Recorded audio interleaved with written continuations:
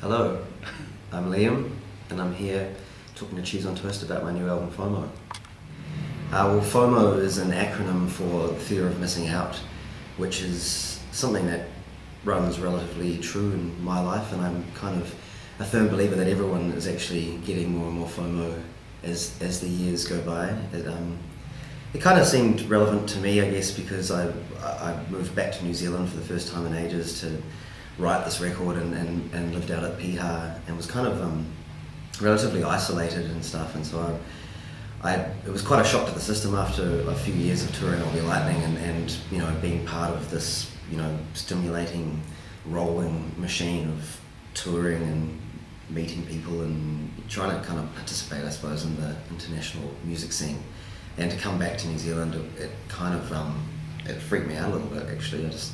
Whether it was the isolation or having too much time to think, I don't know. But I guess that's where my fear of missing out came from. But I guess it just seemed relevant as well because of Facebook and Twitter and all this kind of instant gratification of last night's party. I don't know if I'm looking at you or I'm looking at Cheese.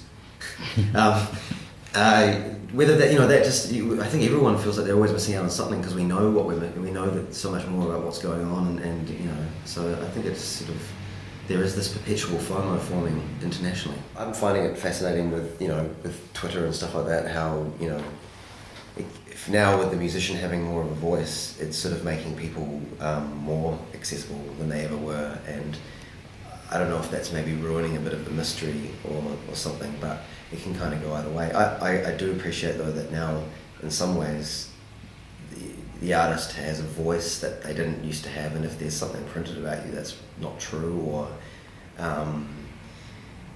someone goes out swinging in a review or in a story or something, that you can go and actually, not that you retaliate, but that you can go and stick up for yourself, or you can go and say, I didn't actually say that. There's actually a story that got printed, a review in the States from a show I did a couple of months ago that said that I ended a song on the drums and said into the mic, just like beating a small child. And I was like, I don't say that. Like, I remember it. I remember what I said. It was just like feeding a small child, and it was supposed to, and that sounds dodgy anyway, but it was supposed to be about giving the crowd what they wanted with smacking the drums. But I guess I can see why that beating. Anyway, I got to stick up for myself and say I would never beat a small child. So I kind of retreated to Piha with the idea, or the sort of romantic ideal, that it was going to be a inspiring, recharging the batteries and write my follow-up record and these kind of, in this new headspace. And I was really dead set on wanting to write it from scratch out there, because I didn't want to sort of write homesick songs or songs about travelling that are kind of in some ways covered on champagne and seashells, but in some ways going out to the beach I was sort of like distracted by its beauty and kind of wanted to go for walks and just sort of put my feet up and read a book, and in some ways that sort of set me down a bit of a anxious path, really, of not knowing what my objective was or how to write, or feeling like I had writer's block, and it kind of now in hindsight I realise it was completely a big part of what had to happen and what formed this record, but at the time I was just like completely disillusioned and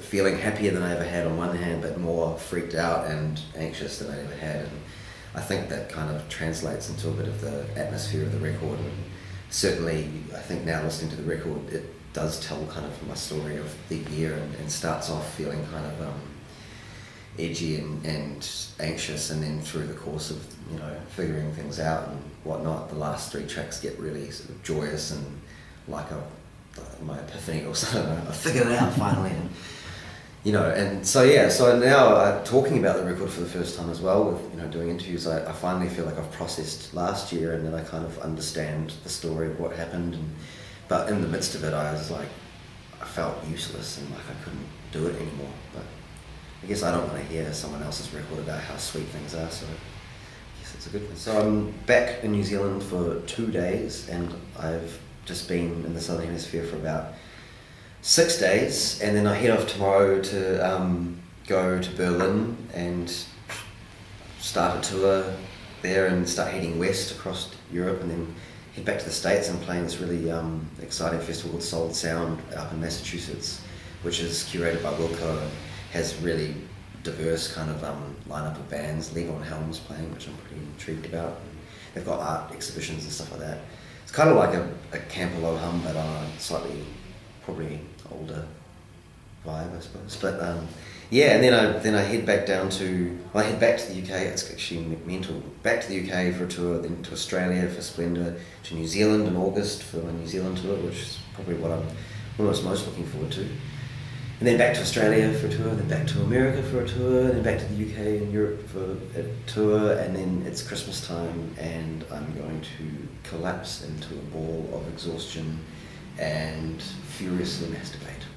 Well, this record was the first time I ever worked closely with a producer, and I think it was quite imperative really to getting it done, because I was, like I sort of said before, I was a bit disillusioned and didn't know what I was doing halfway through the year. And then I got this guy Burke Reed, who's Canadian but lives in Australia and used to be in a band called Girling, and he's been producing a few things for the last few years. Not that I know any of it, but yeah, I got him over, and he had a huge influence really on the sound and kind of taking me in a different direction and writing from a different angle, you know. And that was really important, you know, to not make another sort of Mark II of I'll Be Lightning. I didn't want to sort of make it sound the same, and I didn't want to fall back on comfortable tricks, and he kind of gravitated more towards the kind of half-baked ideas and the sort of little melodies or even just sounds that I had as demos, and we kind of constructed songs out of that. So it kind of gave it a new inspiration really, and I heard things back through someone else's ears, and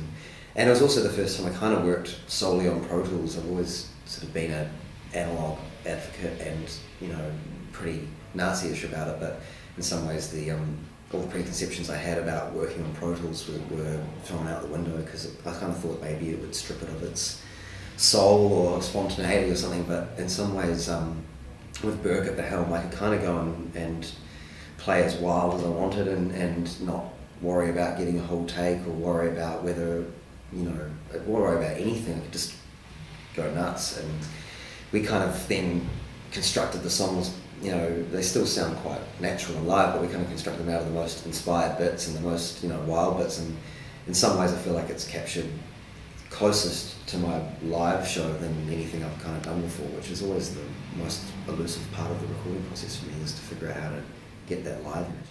And I'm going to be touring with a band for the first time.